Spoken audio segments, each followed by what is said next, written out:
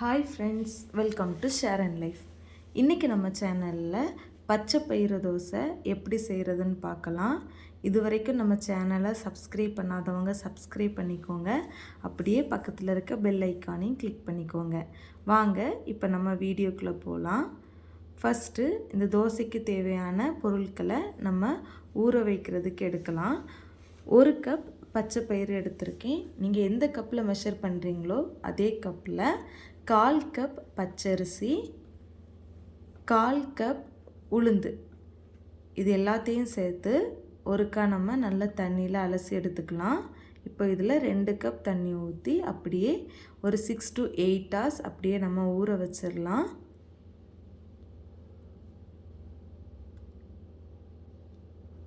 இப்போ நமக்கு ஒரு 6 to 8 hours நல்லா ஊறி வந்துடுச்சு.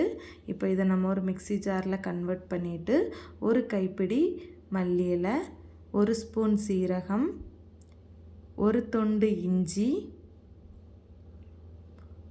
1 பச்சை மிளகாய், கொஞ்சமாக பெருங்காயத்தூள், இது எல்லாத்தையும் சேர்த்து கொஞ்சமாக தண்ணி விட்டு நல்ல பேஸ்ட் மாதிரி அரைச்சி எடுத்துக்கலாம்.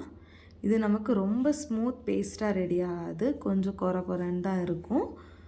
இப்போ நம்ம அரைச்ச பேஸ்ட்டை ஒரு பாத்திரத்தில் ட்ரான்ஸ்ஃபர் பண்ணிக்கலாம். இப்போ இந்த மிக்ஸி ஜார்லேயே ஒரு 1/4 கப் போல் தண்ணி விட்டு அதை அலசி நம்ம இது கூட சேர்த்துக்கலாம். தோசை மாவு கன்சிஸ்டன்சியில் இருக்கணும். பாருங்கள், இந்த கன்சிஸ்டன்சி நமக்கு கரெக்டாக இருக்கும். இப்போது இந்த தோசை மாவு பேட்டருக்கு தேவையான உப்பு ஆட் பண்ணிக்கலாம். உப்பு ஆட் பண்ணிவிட்டு நல்லா மிக்ஸ் பண்ணி விட்டுக்கோங்க. இந்த தோசை மாவு நமக்கு புளிக்கணும்னு அவசியம் இல்லை. நம்ம அரைச்ச உடனே நம்ம சுட்டு எடுத்துக்கலாம். இப்போ தோசை ஊற்றிக்கலாம். கல் நல்லா சூடானதும் அதில் நம்ம இப்போது அரைச்சி வச்சுருக்க மாவை ஊற்றிக்கலாம்.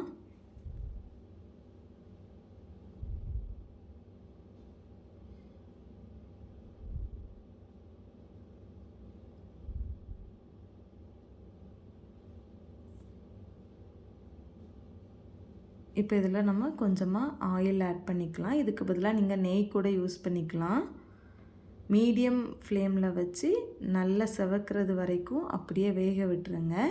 இப்போ நமக்கு நல்லா செவந்து வந்துடுச்சு. இப்போது திருப்பி போட்டு நம்ம வேக வச்சுக்கலாம்.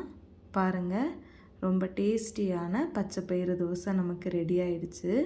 எப்போவுமே ஒரே மாதிரி இட்லி தோசைன்னு பண்ணாமல் இப்படி பண்ணும்போது கிட்ஸும் நல்லா விரும்பி சாப்பிடுவாங்க.